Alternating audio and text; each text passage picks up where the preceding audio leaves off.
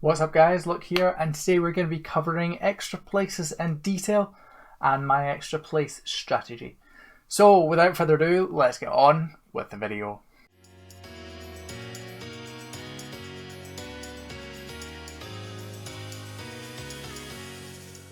Hey guys, if you're new here, my name is Luke. We talk about all things personal finance, whether that be making money or keeping it. So today we're going to be covering extra places. So if you don't know what extra places are, I have made a video giving you a bit of an introduction to extra places that I will link in the description below, and I will also link my match betting introduction video. But we're going to be covering the full process today, from how do you pick which horses to get on, how do you pick what races to get on, how do you pick on which bookies to use. So let's pull up OddsMonkey Extra Place Matcher and get on with it. So first up, which races do we look for?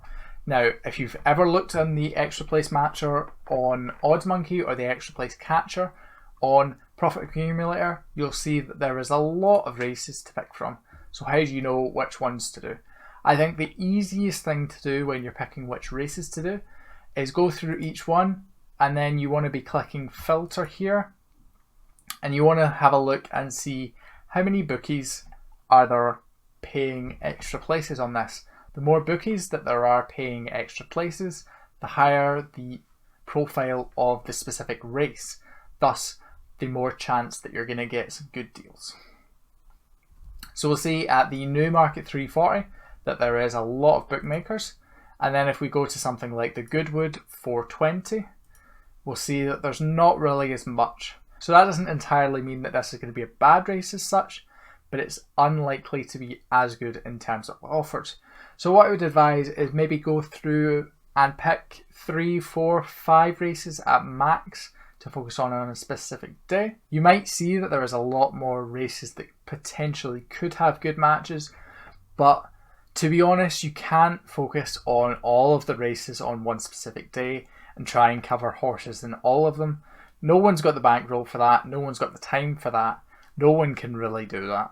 So let's focus on the Newmarket 340 for this specific example. So we'll see in this race that we have loads of different horses, lots of different figures, and lots of different extra places that different bookies pay. So the first thing I would do is I would get rid of all of the other exchanges and just use the one. That one of choice for me is Smarkets because of the 0% commission. And also I like to use everything on one exchange because of shared liability. So essentially what shared liability is, from the exchange point of view, when you lay your bets, they give you an exposure or a liability. And what that liability is essentially saying is, because you are acting as a bookie and laying a bet, if the horse wins that you've laid, then you have to pay out that person that amount. Now, Smarkets are smart. They don't just say, okay, well, what we'll do is we'll not take anything off your balance, and then if the horse wins, we'll take it off your balance. No, what Smarkets say is we'll take it off your balance, and if the horse wins, we'll keep it. If the horse doesn't win, we'll give you it back, and then we'll also give you a profit on top of it. So you've not really lost that money when you place that lay bet, but it's been taken off your balance, worst case scenario. So what happens if we lay multiple horses to win? Well, only one of them can actually win. So there's only one worst case scenario to do. So Smarkets don't need to take all of these individual bets and take all this money off of you on this worst case scenario, because there is only one worst case scenario. There's only one horse that can win, and you only owe Smarkets that amount for that specific horse. So that might sound quite confusing, but as you get more experience, it will start to make a bit more sense. So if we look at a specific example, if we were to lay Mutsaf Bek, I had to pick the hardest horse to pronounce, didn't I? We'll see that our liability, if we were doing a £10 each way stake, would be £50 on the win lay. That essentially means that if Muta wins, Smarkets would take £50 out of your balance. We all know that. That makes sense. But if we're laying a second horse in the same race, so let's say Master of the Seas, and we were doing a £5 each way stake, we'll see that our liability for the win lay on that is £30. Now that means if Master of the Seas wins, then we would lose £30 in Smarkets. But Muta and Master of the Seas both can't win the race. Therefore, there is only one horse that can win the race. One max loss that you can take. You've got to win one bet and you've got to lose another bet. So you would either take that £50 loss in liability, or you would take that £30 loss in liability, or you would win both bets. So that means the max loss you could take on Smarkets would be £50. So if you've laid that first bet for Muta with a £50 liability, then they're not going to take an extra £30 for you to lay Master of the Seas. You're going to get to lay that for free. Now, I do free like this because it doesn't take it out of your balance, but it does still cost to lay. So that means if Master of the Seas does win, you still lose that bet, but you win the bet with Muta. So how do we actually change our bets to accommodate for shared liability? We actually don't. We actually don't have to do anything on Smarkets to accommodate for that liability. All we need to do is make sure that after we've put our first horse on, we keep an eye at what the liability is to make sure we don't go over that. So, how do we actually place an each way bet, and what really is an each way bet? So an each way bet is essentially you betting on the horse to win and the horse to place. Now, place typically means the top 4, the top 5, the top 3, something along those lines. So if we take this Master of the Seas example, what you're doing with Bet365 is you're placing a £5 each way bet, so that will take £10 out of your Bet365 balance, and it will take £5 to go towards the win and £5 to go towards the place.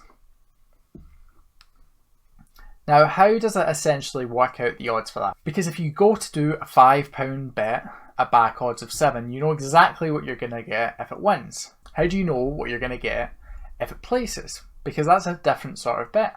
So this is what this fraction here is to show. So your back odds are 7. I bet 365 are paying 1/5 place odds. So that means if the horse places, you get money, but you don't get as much, because that wouldn't make any sense if you got the same amount on Bet365, whether the horse won or whether it just placed. That would be the same as 2.2 place odds. So that's how much you would get back. So now that we've understood the basics of the back and the lay process, how do we make profit from this? So we'll see that we have our back odds of 7 and our lay odds of 7.6. And then for our place, so that's the tick box showing that it's each way, we have back odds of 2.2 and place odds of 2.78. Now that should make a bit more sense about why technically you're placing one back bet and 2 lays, and what you're actually doing though by ticking that box is placing 2 back bets, and then you need to place 2 lay bets. So if we pull up Master of the Sea on Bet365, I'll show you exactly how you would go about placing an each way bet. So to keep it simple, I haven't logged in or anything like that. We don't really need to bother with that stuff. I'm just going to show you exactly what you would go and do. So if we were going to bet on Master of the Sea, we would click Master of the Sea, and then we would set our stake. So let's say it was £5. And then we would tick this box each way. Now what this does is it changes your stake from £5 to £10, as you see here.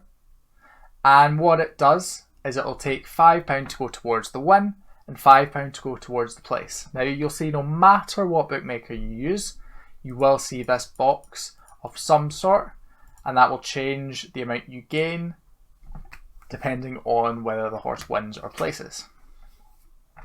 And then we go to Smarkets. We see that we have the win lay, so that's Master of the Sea, simple win lay, and then we'll also see that we have a place lay. So if we scroll down under where it says win, you'll see that it says to place, top 3. And then we have Master of the Sea at odds of 2.84. So if we were going to go and place this bet on, we have Master of the Sea, £5 at back odds of 7. We have 461 at lay odds of 7.6. So 7.6. And then we have 396 at place lay odds of 2.78. So we'll see that the odds have changed. If the odds have changed, what you have to do is you have to go back to this extra place matcher and change it. So that's 2.86 now. And then copy the corresponding amount. So that's now 385. And so on, and place. Now what you want to make sure is you don't want to be doing this right before the race. So you'll see that this race is at 20-4. So we're about 10 minutes before the race and the odds are moving like mental. The earlier you do this, the more advanced you do it, the less the odds will change, but the less likely you are to find good matches. So now that we've figured out exactly what we need to do to place it, how do we know what we're placing? How do we know what a good match is? Now I covered an introduction to this percentage and these implied odds, but I'm going to be going into detail into specifically my strategy in terms of focusing on these implied odds and using the implied odds to show exactly what a good match is and what it's not. So when it comes to implied odds are the odds of the horse finishing in the extra place. So essentially what this is it's saying if these odds are 5, then that's the same as you betting £1 on that horse to finish in the extra place. And if it does finish in that extra place, you're getting £5 back. So essentially what we want is these implied odds to be really high. Now you might be like, well, if the implied odds are really high, although that means we'll get a lot of profit if it does finish in the extra place, that also means it's very unlikely to finish in the extra place. Yes, that's kind of the point. So the point is you bet on a lot of horses because the chances of each one finishing in the extra place are quite low. But horses don't really follow their odds, and if you get on a lot of them with small qualifying losses, when one does finish in that extra place, you are gonna make bank. So how do we figure out if a horse is a good match to get on? So we know that we want high implied odds. So do we just pick the highest implied odds out of the full list and just go for that no matter how much the qualifying loss is? Not exactly. What we do is we follow a formula that kind of tells us if getting on that horse is positive EV or is negative EV. So that formula is runners, so that's the amount of horses in the race, times 2 divided by the amount of extra places paid. So we'll see that different bookies pay different amounts. We'll see that some bookies pay 1 extra place, some bookies will pay 2 extra places. If a bookie pays multiple extra places, their odds typically aren't as good as the ones paying less extra places. But we take this into account in our formula. So if we take this specific example, let's have a look at the Newmarket 340 and see how many horses there are in that race. So we'll see that there is 15 horses in that race. Now that means that we have 15 as our runners. So 15 times 2, that gets 30. So we're looking for implied odds of over 30 if they're only paying 1 place, and over 15 if they pay 2 places. Now that's because it's runners times 2, so that's 15 times 2 divided by the amount of extra places. So typically that's 1, sometimes it might be 2, sometimes it might be as much as 3 or 4. So if we have a look at this list, let's have a look and see, are any implied odds over that 30 that we're looking for?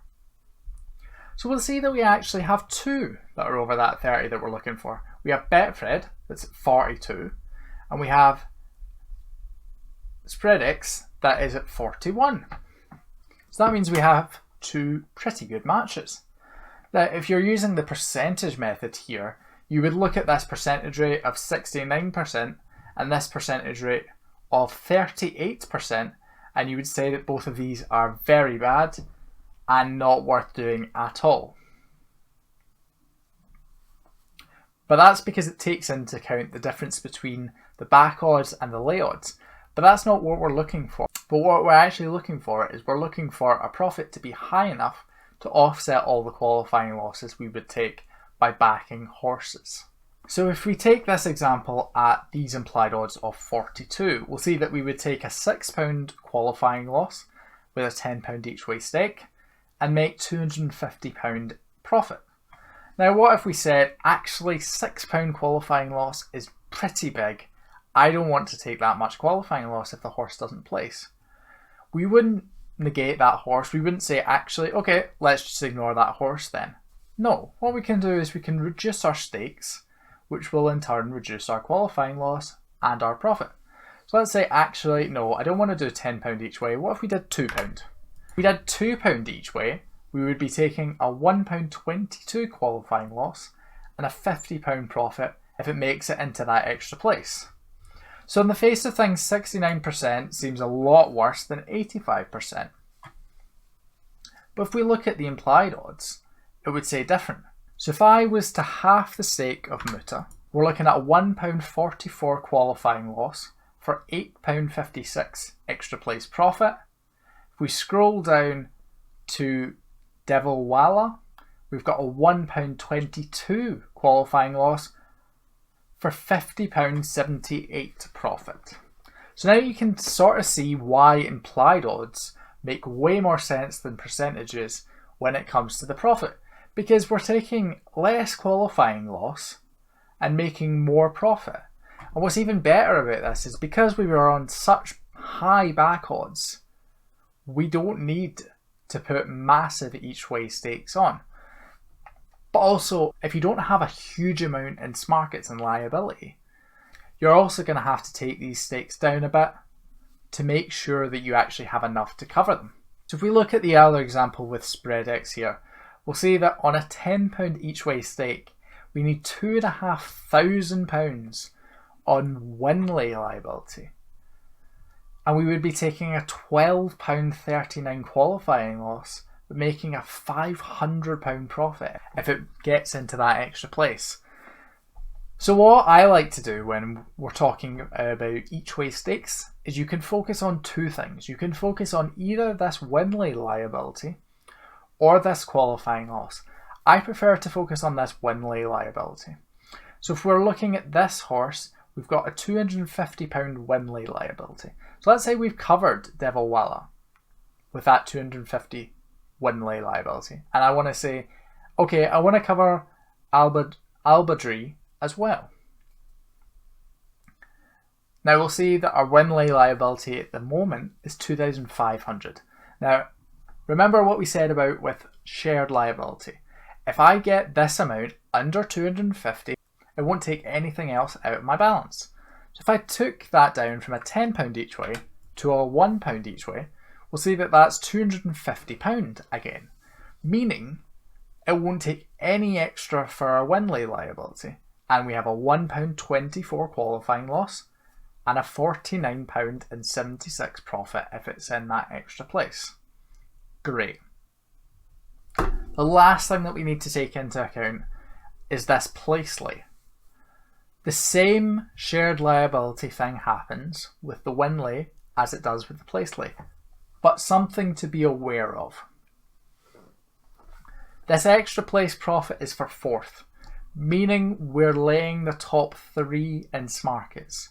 So that means, unlike the win lay, where it takes your largest liability and everything else under that is perfectly fine and isn't taken off your balance, with the place lay liability, it takes the top 3 because you're laying the top 3. Meaning, if you back 3 horses and you lay 3 horses on markets, you could end up losing all 3 bets. If you lose all 3 bets on markets, then you pay all 3. So it takes the 3 highest place lay liabilities. Now this will depend on each race. If you're laying the top 7 on markets, then it takes your top 7. If you're laying the top 5, then it takes the top 5. But essentially, in this specific case, if we were backing and laying Devilwala and Albadri, it would only take 250 for the win lay, but it would take both £50 for the place lay, so we would have £100 in place lay liability, 250 in win lay liability, so our total liability for that would be £350. So, we've covered quite a lot in this video. How do we decide to stop getting on more horses? Technically, we don't. So if the implied odds of a horse on a bookie is over that amount we calculated with our formula, we get on it. The only time that we stop getting on horses on a certain bookmaker if we're over the amount that we're allowed. So you'll see that Bet365 pay the top 4, and that 4th place is where we get our money, meaning we can get on 4 horses for that bookmaker per account. William Hill pay the top 5, so that's 5 horses for that bookmaker, and etc, etc, etc. So you look and you see how many horses is each bookmaker paying. Make sure you don't get on more than that amount per bookmaker, per account, per race, and apart from that you're fine. So I would honestly just get on as many as the odds are good for. If you look at the list here, there's only 2 with high enough odds. Or is there? So there's 2 over 30. Now 30 is the amount that we said if there's only 1 place being paid. But remember we said 15 runners times 2 is 30 divided by the extra places paid. Divide that by 2 and you get 15. So you'll see that Legion of Honor and Mystery Smiles are both over that 15 and pay the 2 extra places, meaning they're both good matches to get on as well. So that's us covered 4 horses on that race. I would say that's pretty good for 15 runners. Ideally, I look to try and get on about half of the field. Some races that's possible, some races that's not possible. I'm only going to get on horses if those implied odds are high enough. If they're not high enough, I'm not going to get on them. If they are high enough, I'm going to get on them until I've maxed out my amount of horses per bookmaker. So I hope this super long video about extra places has been useful. If it has, please like and subscribe and comment down below if it has been useful, because obviously I've put in a ton of work and a ton of time into this video. So I really hope it is of use to you guys. If you do have any other questions, let me know in the comment section below. Thanks for watching the video, guys, and I will see you next time. Bye.